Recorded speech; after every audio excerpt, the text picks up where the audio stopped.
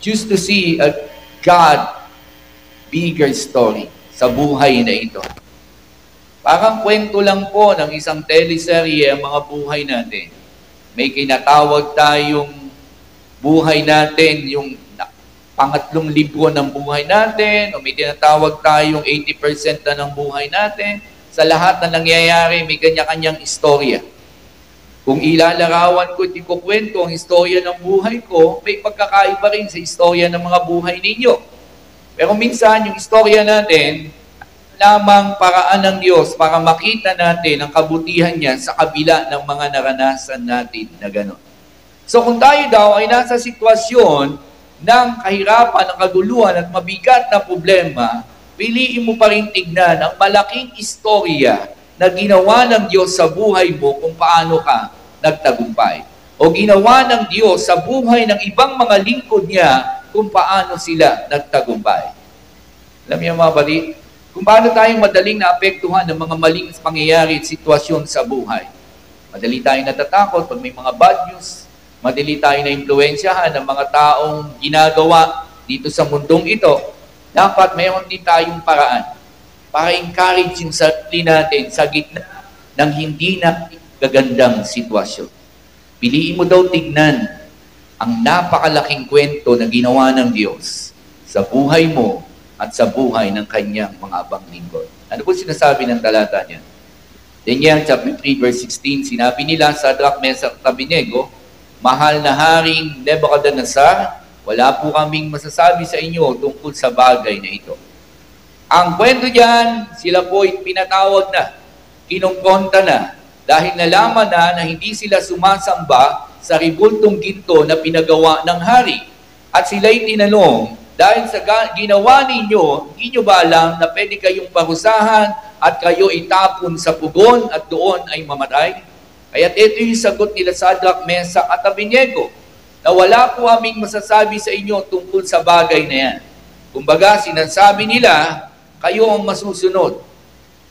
Dito po sa ating version, sinabi ni Shadrach, Meshach at Abednego na sa mahal na hari, wala kaming tutok tungkol sa bagay na ito. Gawin ninyo kung iyan po ang gusto ninyo. Ibig kong sabihin, hindi po tatalikod si Shadrach, Meshach sa kanilang Diyos. Kasi nag-offer pa po yung hari sa kanila na kung kayo ay sa rebultong pinagawa ko, hindi ko na kayo parurusahan.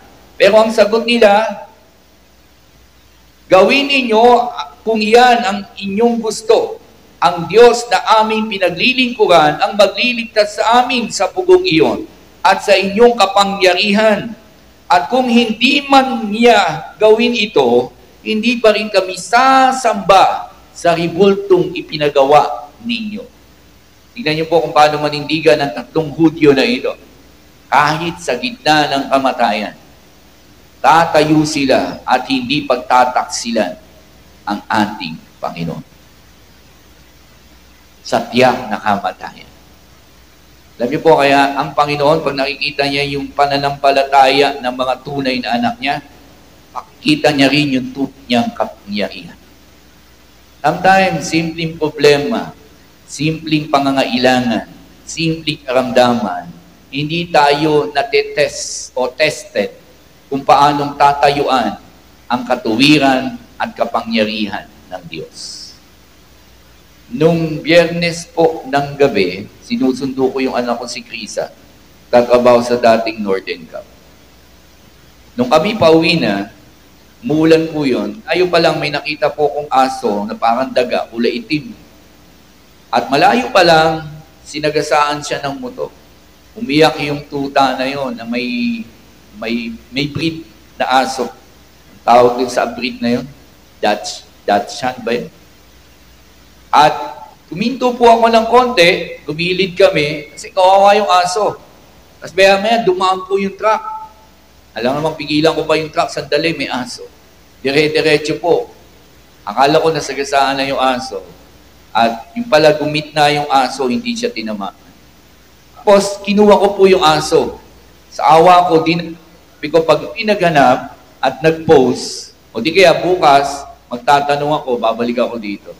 So, brown out po maghapon kahapon, Pero may nag-post po na hinahanap yung tuta nila, na hindi daw nakatulog yung asawa, iyak ng iyak. Sinawagan namin, sabi ko, ako po'y nakapulot ng tuta ninyo, tuwan-tuwa siya. Sabi ko, bukas mo may samba kami sa church namin, at diyan na lang po tayo magkita, susoli ko yung aso nyo. Kanina umaga po, nagpunta sila, at binigay at nila. Alam niyo mga kapatid, kahit total mukhayop, nakita na yung mag-aamok ng pamilya, na mahal nila yung aso. Sa mga nag-aalaga ng aso dito, alam niyo yung feeling na nawalan kayo ng aso. Bakit kayo nawalan ng pamilya?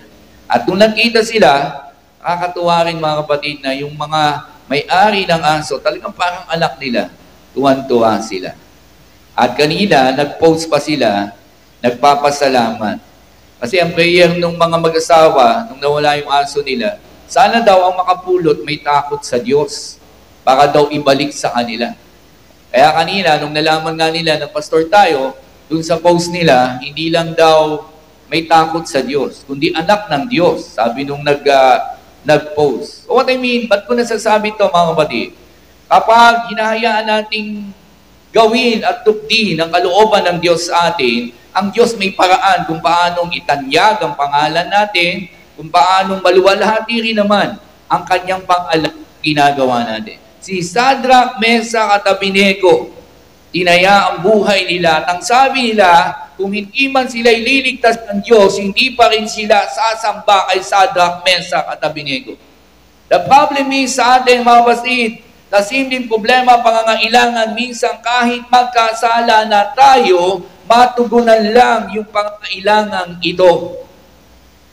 Alam niyo mga kapatid, pag may sakit tayo, mas inuuna natin yung pera natin. Okay, may pera tayo, pa-check up tayo. Natin minsan lingkod tayo ng Diyos na kailangan muna nating manalangin. Hingin muna natin sa Diyos ang kagalingan mula sa Kanya. Hindi ko sinasabing mali na tayo pumunta sa doktor, ha? Pero minsan leading ng Diyos, baka kailangan ma-express muna natin yung faith natin sa nararamdaman natin. Kung naniniwala kayo na siya ang dakilang manggagamot. Okay, ginagamit niya ang doktor, ginagamit niya ang pera mo. Pero minsan, kailangan natin, paano kung wala kang pera? Doon pa lang tayong matututong lubusang magtiwala at maniwala sa kapangyarihan ng Diyos, sa kalagayan na meron tayo.